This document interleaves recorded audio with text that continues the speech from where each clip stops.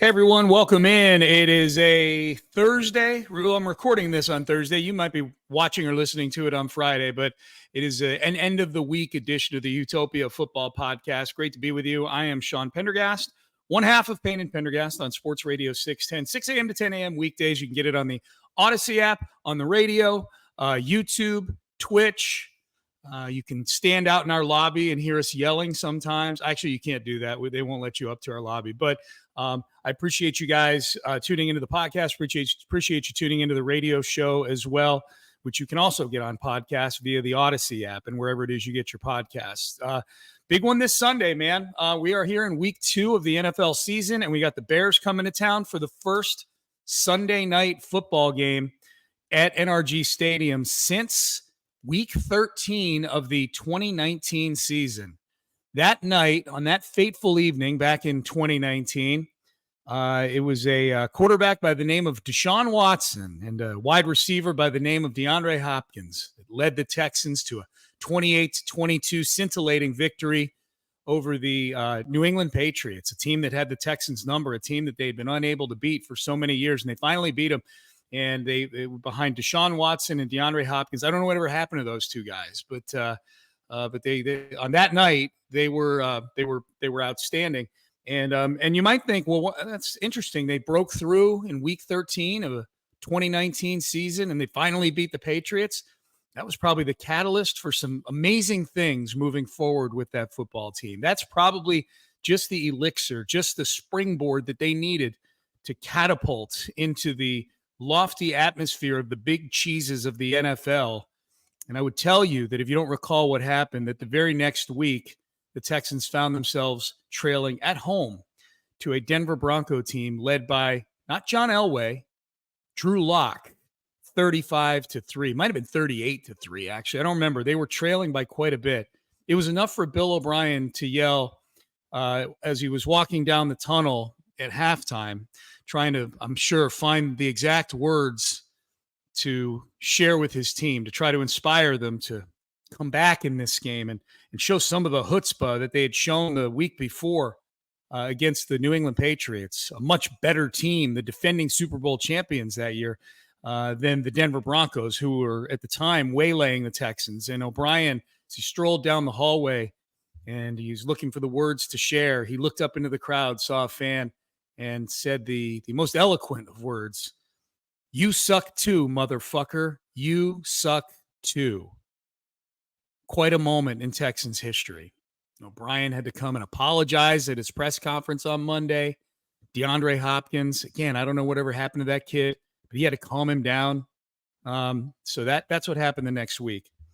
After that, you might say, well, that they must have taken the whatever happened in that loss, and they ended up losing that game to the Broncos. Whatever happened in that loss must have been some good teaching moments that allowed them to prosper as they made it to the postseason that year.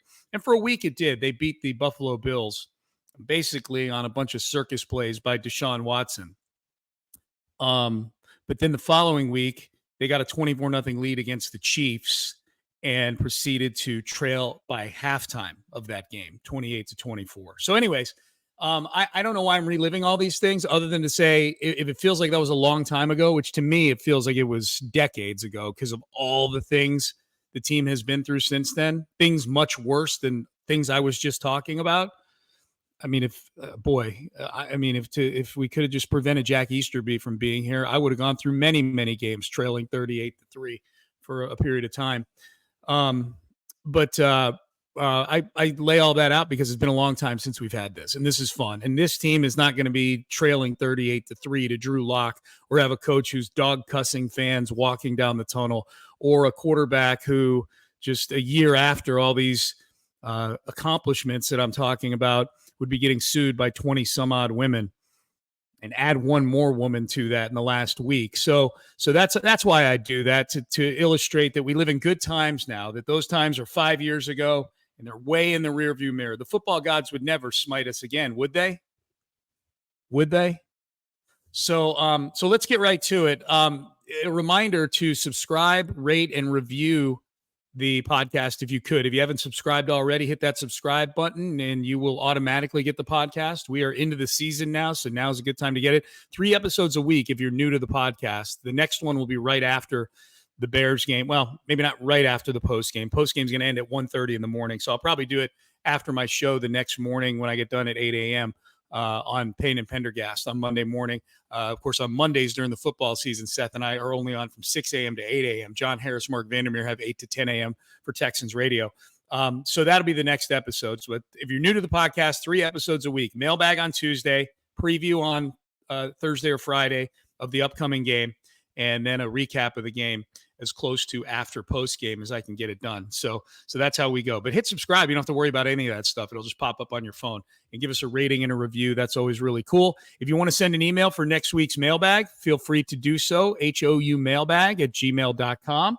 houmailbag@gmail.com is where you can send that. Before we get into the podcast, before we get into we're into the podcast. Before we get into the six-pack, previewing the game between the Bears and the Texans, and that's the format I do it in. I pick 6 different things and give you my take on those 6 elements to the game, 5 elements plus a prediction, hence the six-pack. But first, big congratulations to Joe Mixon, one of the newest Texans, AFC Offensive Player of the Week, 30 carries, 159 yards, 101 yards after contact. Of all the things that jumped out at me on the press release for Mixon's accomplishment this past week, that was the one that jumped out at me because it felt like 101 yards after contact. Joe Mixon is a monster. He is a beast, and he's not going to carry the ball 30 times every week. I think that was a special situation. I think there's certain games on this schedule that are more important than others, and that's not even a disrespect to an opponent thing. You know my take on the Colts game a week ago. It was the most important game on the schedule because the playoffs don't matter if winning the division is typically a part of the ticket of winning a Super Bowl. You don't see wild card teams winning the Super Bowl. So winning a division is usually part and parcel of winning a Super Bowl. If you're going to win the division, there are certain games that carry greater weight than others. I believe the Colts are the second best team in the division, and thus the road game at the Colts is the most important game on the schedule to me. So I think that was a game where D'Amico Ryans went into it, and you could see that Joe Mixon had something going against that defense. You could see that the offensive line had something going there. So there is an element of riding the hot hand. And I think there is an element of like, look, we really need this game. There will be games in the future that will be close in the second half where they will still be probably balancing Joe Mixon and whoever the number 2 back is at the time. For now, it's Dameon Pierce. Maybe it remains Dameon Pierce. Dameon ran well in the few touches that he had against the Colts. But I mean, obviously, it's not going to be a 30-carry week for Mixon every week. But I do think I could almost pick out which games for you on the schedule that I would take over like 23 and a half carries for Mixon on. 30 is extreme. I get that. But that's what's going to happen when you're trying to close out a game. And that's the biggest takeaway for me. They hand out these awards oftentimes based on stats, 30 carries, 159 yards. It's one of Mixon's 3 or 4 most productive games in his career. It's the greatest debut for a Texans running back ever. I think it's one of the greatest debuts for a running back with a new team in the history of the league. The Texans haven't had that many good running backs in their history. Joe Mixon is probably just the rest of this season away from putting his name alongside Arian Foster or at least right beneath Arian Foster as among the best backs in the history of this franchise without question. So as far as Mixon goes, the big games where he's going to, like the Chiefs game, the Ravens game down the road, I think that Lions game at home, there are going to be certain games where they're just going to ride. They're going to ride Joe Mixon. And then others where they're going to be load managing him. It's just necessary. The main thing is you want to make sure he's still running hard and running healthy at the end of the year. So congratulations to Joe Mixon. Congratulations to Nick Caserio for trading for Joe Mixon. It was a really, really good week for Nick Caserio last week. Joe Mixon, Offensive Player of the Week. Stephon Diggs, 2 touchdowns. Nico Collins, who Nick gave an extension to this offseason, 117 yards receiving. Kaimi Fairbairn, who Nick Caserio gave a new contract to this offseason, 3 field goals of 50 yards or more. Danielle Hunter did not have a big game statistically in the box score, but I thought if you go back and watch that game, he and Will Anderson both were really causing a lot of clutter for Anthony Richardson. So I mean, I think they were a big reason why the two of them, one, that Jonathan Taylor only ran for 48 yards, and two, that aside from those huge Hail Mary plays that Anthony Richardson had, he was 6 of 16 for 41 yards. I shouldn't say the crosser to Ashton Doolin was a nice pass that the Texans just blew the coverage on, but the two passes to Pierce, I mean, I'll let Anthony Richardson try those all day, and hope that the Texans don't screw it up as badly as they did. So Danielle Hunter, another new acquisition. Azeez Al-Shire, he didn't show up too much for me. I'm going to give Al-Shire a few games when he's not playing against Anthony Richardson before I start making really hardcore early impressions on him. But so far so good, man. Like, there are some teams. The Eagles had 2 free agents that they signed. I saw something. Bryce Huff, and there was one other. Devin Smith. They gave him like $37 million guaranteed. The two of them, one of them was like a healthy scratch, and the other one's like 4th string right now. So the perils of free agency, but so far so good for the Texans. All right, let's get to the pregame 6-pack and get you guys ready for this game. Again, 7-point spread between the Texans and the Bears. Texans are -7. Opened at -6.5 earlier this week. It's moved to -7. I'd be very surprised if it moved to 7.5. I'll give you my prediction a little later on in the 6-pack here, but I would be surprised if that went to 7.5, only because I think that a lot of the sharps would probably jump on it at that point when the spread gets to be more than 2 scores. I do think that the spread should be more than 7, just based on the Bears' complete inability to move the ball against Tennessee. Tennessee's got a nice defense. They got some good pieces. Texans have just as many good pieces as the Titans do, if not better. And the game's going to be in NRG Stadium. I think that's the big thing. If all we're going off of is week 1, and it's the only game we have to go off of with Caleb Williams so far, they needed a miracle to beat the Titans at home. They needed a horrible pick 6 thrown by Will Levis and a block punt for a touchdown to beat the Titans at home. My guess is that the stadium on Sunday, NRG Stadium, is going to be rocking. I think it helps that it's a night game. I think the Bears would give their collective left nut. If the Bears were one gigantic human being with 2 nuts, I think they would give the left one of that gigantic 53-headed human being to play that game at noon on Sunday. I don't think they want any part of that night game atmosphere. I think it's going to be cool. Wear white if you're going to the game. That's what the Texans are telling everybody to do. But I really like the Texans in this one, and I'll lay out why here over the next couple of minutes. So let's start with the 6-pack here. And 6-pack point number 1, protect C.J. Stroud. C.J. Stroud mentioned multiple times in his press conference on Wednesday the mistakes that the Texans made during the Colts game. He said in at least 3 of his answers that the Texans shot themselves in the foot, that they left points on the field, that they were, he may have mentioned rust, that they made mistakes early in the game. It took them a while to kind of get things going, and they did get things going eventually. I thought there were times they looked really good in the first half, but I thought CJ in particular looked like he was like a B- the first half, and then he was back to being CJ in the second half of that game. But even CJ himself, and he said this, that post route to Tank Dell that I think CJ 9 times out of 10 just drops that in the back of the end zone, and Tank runs underneath it and gets it. CJ underthrew it and it was almost intercepted. It got knocked away by the defensive back. They left a lot of points on the field. I think some of that, especially in the first half, was due to poor pass protection.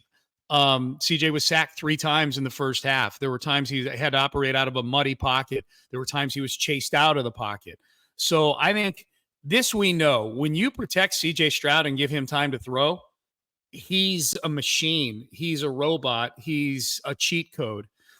So I think giving him time, specifically keep an eye on the matchup of Titus Howard at right tackle against Montez Sweat coming off the edge for the Bears. Last week in the game against the Titans, Sweat was coming off he was lined up over the right tackle against the Titans for most of the game. If they do that again, and that's what I would do with Sweat, I'd be way more inclined to line him up over there than line him up against Laramie Tunsil. So Titus Howard needs to have a better game than he had last week. There were a few times he was getting pushed into CJ's lap. He needs to play like a tackle that's making nearly $20 million a year, because he's making nearly $20 million a year. So so that's number one for me, is just protect CJ. I think if they protect CJ, this is a 30-point plus game for the Houston Texans. If CJ Stroud gets time to throw, especially now that you've got a running game, and you got real play action to go along with CJ, not kind of fugazi play action because you ran the ball crappy a bunch of times and you get at least a little time from play action. You legitimately have to respect the run now. If this is how the Texans run block and this is how Joe Mixon's going to run the ball, my guess is we see a little more Dameon Pierce in this game. Maybe Cam Akers is active. Who knows? I don't think they're going to put Mixon through back-to-back 30-carry games. So when Dameon's in, he's going to have to do good things like he did in his 3 carries. My guess is he's going to get maybe 8 to 10 carries in this game. So, but bottom line, protecting CJ, that is can number 1 in the 6-pack. I'll hold up a can of Zevia. Along those lines, number 2, and this is one this kind of goes hand in hand with protecting CJ. I am super excited to watch the Texans' big 3 wide receivers go against these corners with the Bears. This is a good secondary for the Bears. Really good. This is one of the best secondaries the Texans are going to face all season long. Jalen Johnson, newly paid cornerback this past offseason. He got a $20 million a year $20 million a year contract. Tyreek Stevenson is a really good second corner. And then Kyler Gordon out of Washington. He was a rookie last year, I believe. He's their slot corner. Those are 3 pretty solid NFL cornerbacks. They're not having to piece anything together in Chicago, going against Nico Collins, Tank Dell, and Stephon Diggs. I don't know what the Dalton Schultz situation is as we're recording this. Schultz was out Wednesday with an injury, with an ankle injury. I don't know what his situation is as we record this. I apologize. But that's something to keep an eye on. If the Texans if they're going to blanket those 3 receivers and now you got the tight end to work with, it might end up being Brevin Jordan and Cade Stover that are getting those. So, maybe a little note for fantasy people, especially ones that have Dalton Schultz on their team, maybe a little Brevin Jordan waiver pickup. If I had to guess, if Dalton Schultz is out and you're asking me which tight end do I think is going to get the lion's share of the targets, I would say it's probably Brevin Jordan. I think he's at this point, maybe a little more polished pass catcher than Stover. Stover's got obviously a better chance, I think, to be an all-around tight end, but Cade Stover is only in his 2nd NFL game. And there is a little something with CJ Stroud and Brevin Jordan. They've got a little bit of a connection there. So might not be a bad pickup. But the big 3 receivers versus the Bears 3 cornerbacks is going to be just an awesome watch, to see, do they man up there? Do they play conservative like Indianapolis did in the first half of that game and kind of give them room underneath? This should be great. And in that atmosphere with those 3 receivers in the NRG Stadium with all the noise and everything else. Now, CJ told you guys, keep it down while they're on offense, okay? So I don't want you to take what I just said as permission for you to start yelling your heads off while the offense is out there. When the offense is out there, picture Toro holding a sign that says, "Quiet, men at work," because the men are working, okay? But that's number 2, the wide receivers in this game against the Bears corners. This will be good on good, man. This is going to be a whole lot of fun. All right, number 3, we just got done talking about Joe Mixon. Several cups of Joe for you on Sunday. Dad joke. But seriously, I don't think he's getting 30 carries in this game on Sunday. Whoops, my headphones just fell out. My apologies. Let's see here. There we go. I don't think he's getting 30 carries on Sunday, but I think Joe Mixon is obviously a huge part of the game plan, especially if they're up in the second half. They've now got an offense, it would appear, 1 game into the season at least, that they can line up and run the football and actually run a 4-minute offense. If you remember back to those 1-score games last year that the Texans played, there were so many of them that came down to the defense having to make a play at the end of the game because the offense couldn't hold on to the football. They couldn't convert third down. So you were forced to have Steven Nelson getting an interception at the end of I think that was the Saints game. You had Steven Nelson again with a pass breakup against the Cardinals to end that game. You had Jimmy Ward with the interception to end the win over Denver. So Yeah, so that if you can run the football, then you don't need to worry about your defense having to make a play. You end the game like you did last week against the Colts with C.J. Stroud genuflecting. But you should know the Bears last week gave up 5.1 yards per carry to Tony Pollard. Joe Mixon's a better running back than Tony Pollard. Pollard's a little more explosive, but Joe Mixon, that was maybe the most impressive thing to me about last week's game with Joe was he had 159 yards on 30 carries. He didn't have a single carry that was longer than 13 yards. So he was just pounding them and pounding them and pounding them. A lot of times you see guys 30 carries, 159 yards. What's their long run? 46 yards or 53 yards. There's always one big long play in there, so they average 5 point something yards per carry, but you back that play out and it's more like, 4 yards per carry or something like that. Not the case with Mixon, man.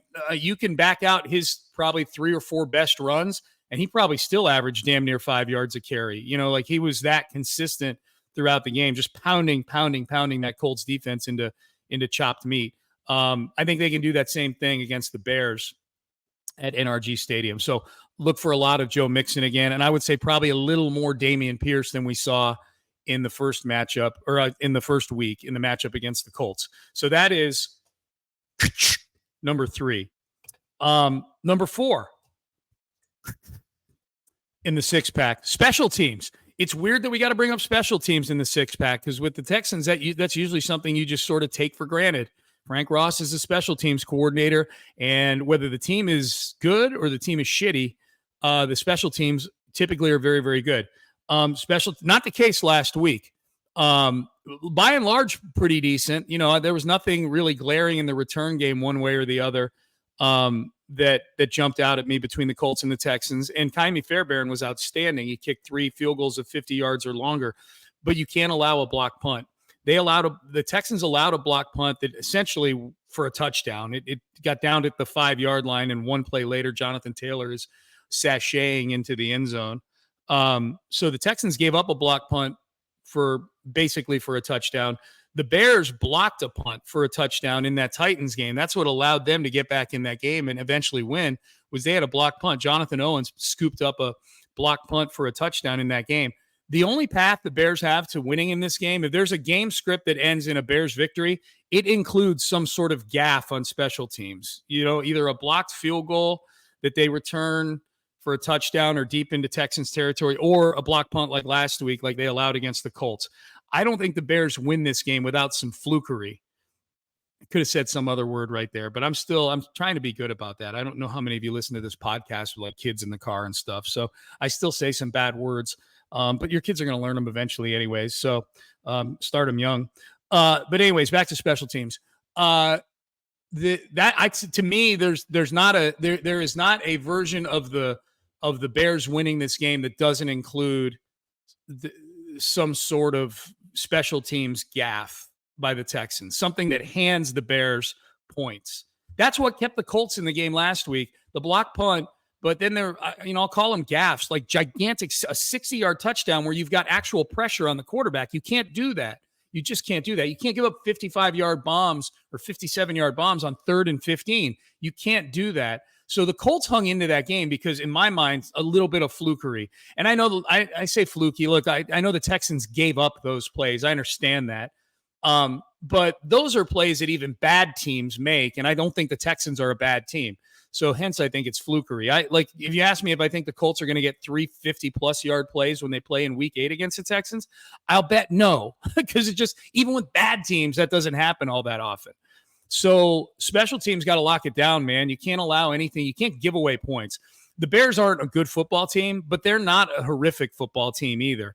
And I think if you're just consistent, and we'll get to Caleb Williams here in a second, but if you're consistent in all 3 phases, you don't need to be spectacular. If you're yourself in all 3 phases at home, you're going to win that game. So special teams, number 4. Number 5, Caleb Williams. You got to confound the hell out of Caleb Williams. He looked like a mess against the Titans last week. The stats backed up what the eye test gave, and they ran a lot of shotgun with him. He was running around for his life a lot. All the improv stuff that he did at USC and that he did in the preseason this year, none of it translated against the Titans, and I don't think any of it translates against the Houston Texans either. I think the interior part of the offensive line for the Bears is a big problem for the Bears. And so I would look for the defensive line in this game. It's easy to say Fatukasi and Mario Edwards have the big games, but I think they'll find ways to take advantage of that weakness in the interior that's really going to benefit Danielle Hunter and Will Anderson on the outside. I'd be shocked if Danielle or Will or both didn't get their first sack of the season on Sunday. So, I think Caleb Williams is a rookie who's going to be playing in his second game. He says he doesn't get nervous. He looked nervous as hell last week against the Titans, and that was at home.